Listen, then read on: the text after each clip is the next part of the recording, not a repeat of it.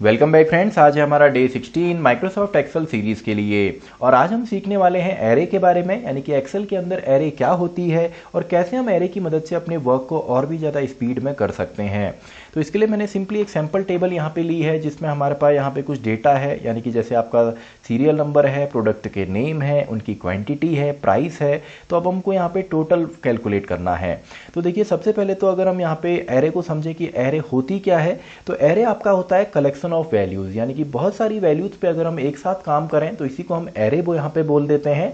और इसको हम एग्जांपल से चलिए हम समझते हैं। तो मान लीजिए हमें सभी क्वांटिटी का यहाँ पे टोटल निकालना है। तो सिंपल सा तरीका है, आपको ऑलरेडी पता है। अगर हम यहाँ पे सम का यूज करें, देखिए मैंने सम लिखा C2 से C9, तो सिंपली हमको यहाँ पे आंसर मिल जाएगा जो कि आ रहा है फिलहाल 118। अब अगर हमको ये देखना है कि C2 से C9 में कौन कौन सी वैल्यूज हैं, क्योंकि एक्सेल इन वैल्यूज को एरे के फॉर्म में स्टोर करता है, तो इसको अगर हमने देखना है तो सिंपली आप C2 to C9 इसको आप सेलेक्ट करेंगे और कीबोर्ड से आपने प्रेस करना है F9, यानी कि रेंज को सेलेक्ट कीजिए, देन आप प्रेस करेंगे F9। देखिए मैं F9 यहाँ पे प्रेस करता हूँ तो ये ओपन हो गया, यानी कि जो वैल्यूज यहाँ पे हैं, तो इसमें वैल्यूज क्या हैं 15, 16, 14, ये जो वैल्यूज यहाँ पे हैं वो सभी हमको यहाँ पे मिल गई।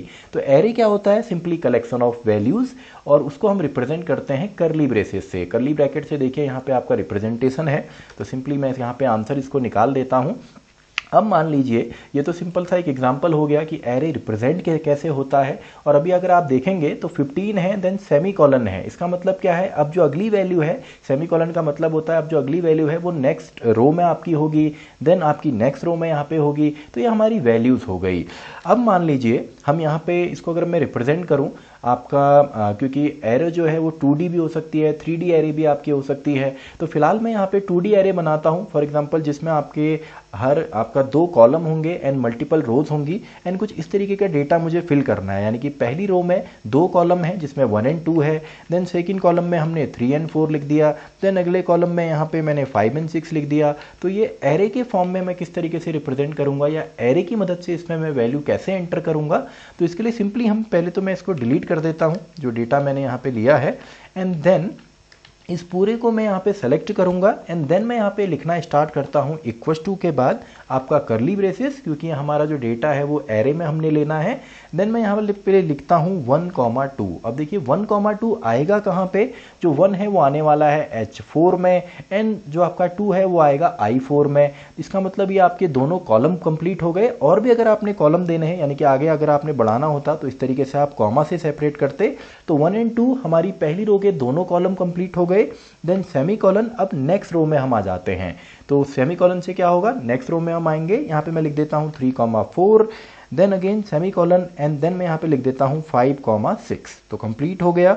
इसको आप क्लोज कीजिए। अब देखिए अगर आप डायरेक्टली एंटर करेंगे तो आंसर नहीं आएगा। एरे को जब भी हम यूज करते हैं तो हम यूज करते हैं control plus shift plus enter, यानी कि इन तीनों ही कीज को आपने एक साथ यहाँ पे प्रेस करना है। तो अपने कीबोर्ड से मैं प्रेस करता हूँ control plus shift plus enter, तो देखिए ऑटोमेटिकली यहाँ पे आपका फिल हो गया है और ये आपका एरे भी यहाँ पे है। देखिए आप यहाँ पे देख सकते हैं कि ये सिंपली हमारा एरे यहाँ पे है।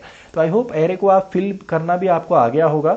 अब देखिए एरे से किस तरीके से काम हमारे आसान होते हैं। वैल्यूज तो हम देख ही सकते हैं, ऐसे रो एंड कॉलम के फॉर्म में भी रिप्रेजेंट कर सकते हैं। अब काम आसान कैसे होगा, अब मान लीजिए हमको यहाँ पे टोटल निकालना है, तो टोटल निकालने के लिए 2 स्टेप प्रोसेस हमको लगेगी। यानी कि पहले हम क्वांटिटी और प्राइस को मल्टीप्लाई करके यहाँ पे टोटल निकालेंगे एंड देन इस पूरे को हम यहाँ पे यूज करेंगे, यानी कि हर किसी में हम सेम काम करेंगे एंड देन यहाँ पे जो पूरे में टोटल वैल्यूज आएंगी उसका हम यहाँ पे आंसर निकालेंगे, उसका भी हम ऑटो सम करेंगे।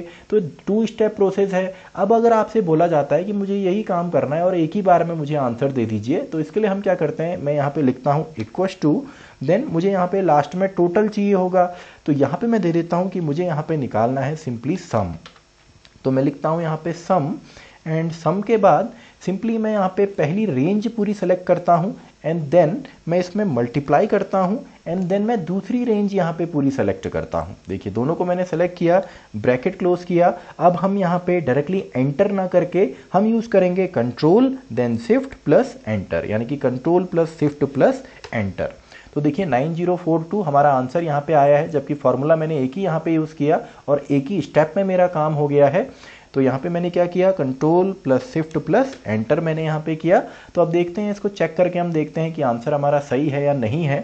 तो इसके लिए मैं यहाँ पे करता हूँ इक्वल्स टू एंड देन मैं इसको मल्टीप्लाई करूँगा, यानी कि सिंपली इसको मुझे मल्टीप्लाई करना है इसके साथ, देन सिंपली एंटर। इसको चलिए मैं नीचे तक ड्रैग यहाँ पे कर लेता हूँ, ये मैंने ड्रैग यहाँ पे कर लिया एंड देन यहाँ पे मुझे अब सम निकालना है, तो सिंपली मैं इसका सम भी यहाँ पे निकाल देता हूँ।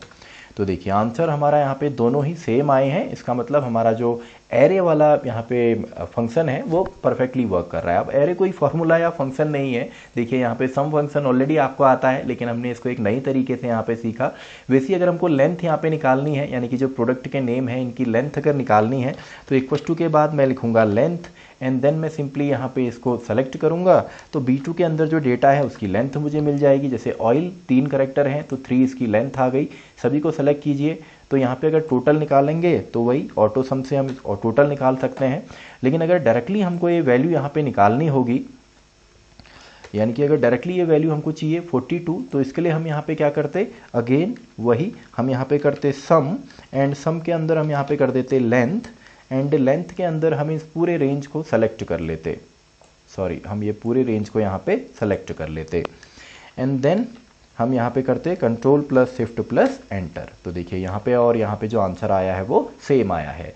यानी कि एरे की मदद से, एरे की नॉलेज की मदद से आप डायरेक्टली एक सिंगल सेल पे, अगर आपको एक मल्टीपल, अगर आप स्टेप पे नहीं जाना चाहते, डायरेक्टली आप करना चाहते हैं तो आप इसको कर सकते हैं। तो इसके लिए आपने याद रखना है कि डायरेक्टली प्रेस करके नहीं होगा, इसमें आपने प्रेस करना होगा control plus shift plus enter को। तो आई होप आपको ये टॉपिक पसंद आया होगा, और अगर आपने प्रीवियस वीडियोस नहीं देखी हैं, बाकी डेज आपने नहीं देखे हैं, तो पूरी जो प्लेलिस्ट है उसका लिंक आपको डिस्क्रिप्शन बॉक्स में मिलेगा, वहां से आप इसे चेकआउट कर सकते हैं। तो इसी के साथ हमारा ये वीडियो भी खत्म होती है, तो मैं मिलता हूं आपसे नेक्स्ट डे या नेक्स्ट वीडियो के अंदर डे 17 में।